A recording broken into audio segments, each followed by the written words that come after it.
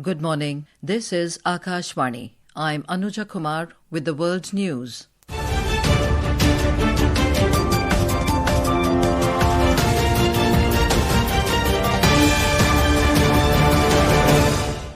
The headlines. Prime Minister Narendra Modi congratulates US President Donald Trump and Israeli PM Benjamin Netanyahu for progress made on Gaza peace plan. Defence Minister Rajnath Singh says India's defence production ecosystem is being continuously liberalised through various policy interventions and compliances. 7.5 magnitude earthquake hits Davao Oriental in Philippines. Tsunami warning issued. And India beat Korea to confirm the first ever mixed team medal at BWF World Junior Badminton Championships in Guwahati.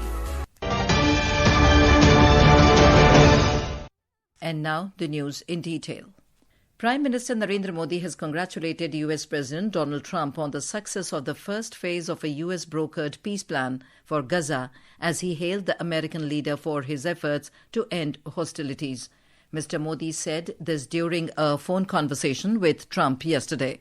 In a post on social media, Mr. Modi said he and Trump also reviewed the good progress achieved in the trade negotiations. PM Modi said they also reviewed the good progress achieved in trade negotiations and agreed to stay in close touch over the coming weeks. Prime Minister Modi also held a phone conversation with his Israeli counterpart Benjamin Netanyahu and congratulated him on the progress made under the Gaza peace plan. Mr. Modi welcomed the agreement on the release of hostages and enhanced humanitarian assistance to the people of Gaza. The two prime ministers reaffirmed that terrorism in any form or manifestation is unacceptable anywhere in the world. Earlier in the day, Mr. Modi lauded the efforts of Mr. Trump and Mr. Netanyahu to end the hostilities in Gaza. PM Modi said this is also a reflection of the strong leadership of PM Netanyahu.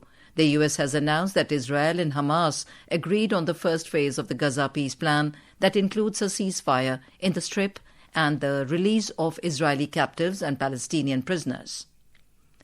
Defence Minister Rajnath Singh has said India's defence production ecosystem is being continuously liberalised through various policy interventions and compliances, and mechanisms are being simplified to make India more business-friendly. Speaking at a bilateral meeting with Australia's Assistant Minister of Defence, Peter Khalil, in Sydney today, Mr. Singh highlighted that India's defence exports have reached nearly 23,622 crore rupees last year, and Indian companies now export to around 100 countries. The minister also welcomed the Australian companies to partner with the Indian industry to co-develop and co-produce high-end systems, including propulsion technologies, autonomous underwater vehicles, flight simulators, and advanced materials. Australia excels in niche technologies, quantum systems, autonomous underwater vehicles, and advanced maritime surveillance. India, on the other hand, offers vast manufacturing scale and economies, software prowess, and indigenous capabilities in sectors such as shipbuilding, missile technology, and space. I believe this round table can be a great catalyst to tap the unrealized potential in our defense industry collaboration. Mr. Singh underlined that on the technology front, DRDO and Australia's Defence Science and Technology Group are already collaborating on towed array sensors. He added that later this year, collaboration in fields of quantum technology, artificial intelligence, cybersecurity, information warfare, and advanced science and technology is set to be explored.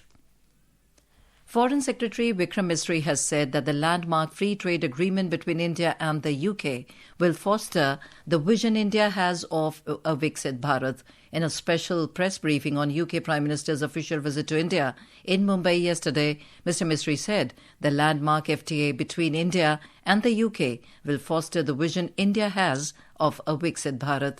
Speaking about the first official visit of UK PM Keir Starmer, accompanied by a high-power delegation of 125 people, Mr. Misri informed that PM Modi and PM Starmer had wide-ranging discussions on regional and global issues.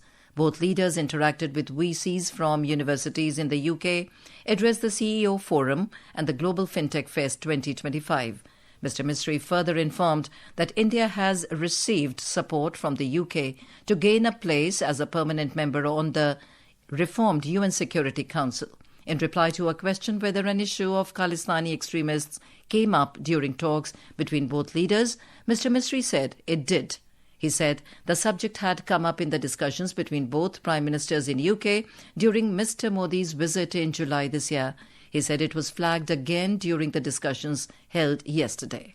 Khalistani extremists, yes, it is a subject that had come up in the discussions in July. It was flagged again during the discussions held today, and Prime Minister emphasized that radicalism and violent extremism had no space in democratic societies, and in particular should not be allowed to use the freedoms or abuse the freedoms provided by democratic societies, and there was need to move against them within the legal frameworks that are available to both sides.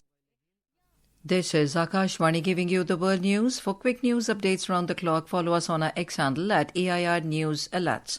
And for details of these stories and more, log on to our website www.newsonair.gov.in and download the News on AIR app.